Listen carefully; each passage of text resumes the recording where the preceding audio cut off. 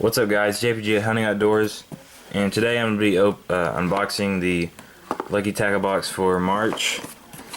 So I'm going to open it up. Oh, wait, let me just do this here. Okay. Alright, so I'm going to open it right here.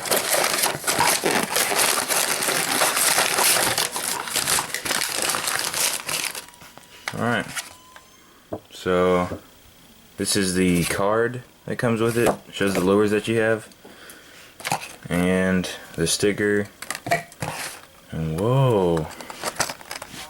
Got a live target frog. It's my second live target lure. And we got a, what is this? A 3/8 ounce hand-tied football jig in black and blue. That's pretty cool. And we got some quarter bomb. They usually put that in there. Some Reaction Strike 4-inch thin shad. They're kind of like swim baits. That's pretty cool. We got Bass Munitions custom soft plastics.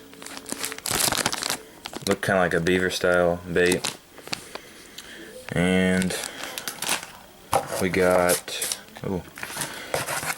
a Bass Dynasty sticker and some size 2 no twist drop shot hooks.